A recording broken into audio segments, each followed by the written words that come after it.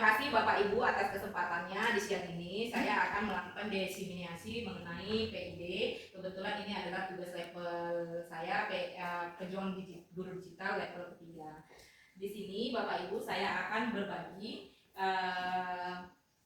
pengetahuan mengenai tentang di sini ada fitur-fiturnya Google, papan tulis, berbagai layar, setelan, Play Store, dan panduan penggunanya, ada fitur-fiturnya dan banyak lagi Bapak Ibu. Dari atas, dari ini pun ada, dari bawah pun ada, ya, ini fitur-fiturnya. Jadi Bapak Ibu kita akan sedikit menghubungkan laptop dengan PID ini tanpa adanya kabel. Kabel-kabelnya biasanya ya bisa kita gunakan ini juga. Sekarang kita masuk ke klik berbagi layar. Di sini dia bisa menggunakan layar nirkabel. Setelah itu di ini bisa menggunakan WAP. HP di sini dipakai aplikasi. Di HP itu dihubungkan kemari. Selanjutnya kita akan menghubungkan tanpa kabel ya mengenai dari Miracast ini. Jadi kalau misalnya dia ini diaktifkan seperti ini ya Bapak Ibu, langsung oke. Di sini kita dari tombol ini huruf K, ini Windows ya, baru huruf K. Kita sambung, kita sama, ini WiFi-nya harus sama ya Bapak Ibu. WiFi-nya kita harus bisa lihat. Di sini internetnya SMP Negeri 10 Tergambang. Selanjutnya di sini juga harus ke SMP Negeri 10 Tergambang. Ini connect. Tunggu ya, karena mungkin sinyal di daerah kita sangat luar biasa, agak susah. Udah? Nah, udah. Di sini jangan lupa kita checklist. Kenapa kita checklist? Agar supaya yang bisa kita sentuh juga di sana. Kalau misalnya di sini bisa, walaupun dia ini nggak layak sentuh ya Bapak Ibu. Oke, itu sedikit. Setelah kita buka ini, kita bisa lihat ini, kita buka ini rumah. Ini ada akun-akun. Ya, ini ada akun guru kita, yaitu Ibu Nurul Hasanah. Kita buka. Dia walaupun dia ini tidak terkonek di sini ya, Ibu ya. Kita juga bisa, saya akan memperkenalkan Bapak Ibu rumah pendidikan. Rumah pendidikan ini sangat luar biasa. Ada, bentar ya sinyalnya ini. Sebenarnya ini bisa ditulis.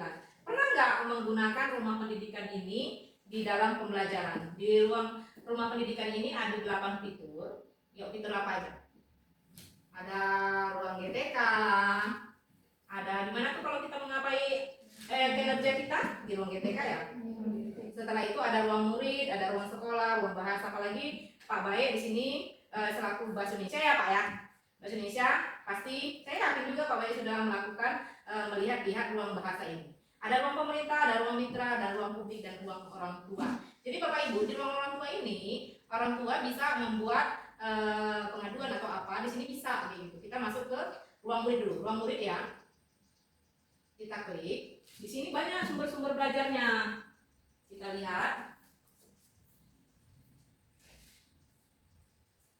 Di ruang murid ya. Ada apa-apa dicoba di situ. Bapak juga bisa lihat loh di HP ruang murid itu apa-apa aja yang ada. Ruang murid. Ada sumber belajar. Iya, ada sumber belajar. Sumber belajar itu ada apa-apa aja. Ada latihan soal, sumber buku pendidikan jarak jauh.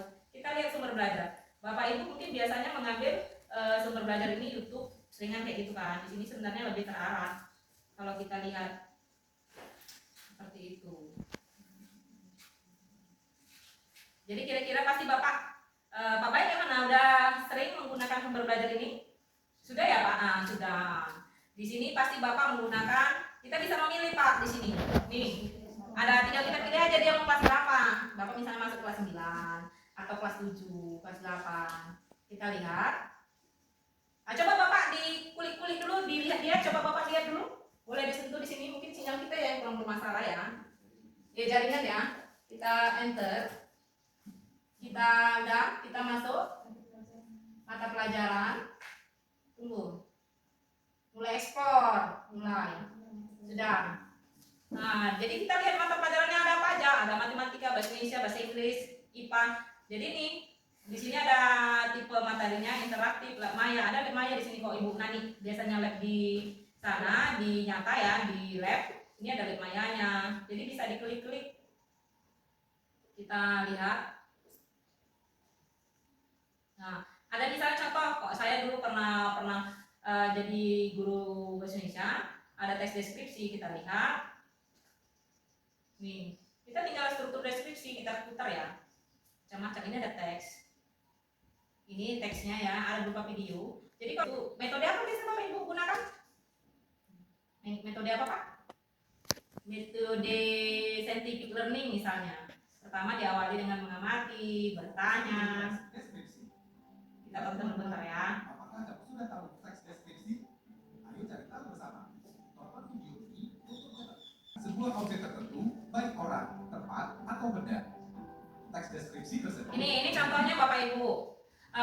Jadi Bapak Ibu bisa dimulai dari sini ya, baru siswa itu disuruh satu-satu ke depan atau mengutarakan pendapatnya, pemahamannya, dan melihat bagaimana kita menyatukan ya, bagaimana pengalaman. Setelah itu biasanya Bapak Ibu kalau menggunakan PID ini juga pasti pakai kuis-kuis itu ya. Contohnya apa Bu Ani?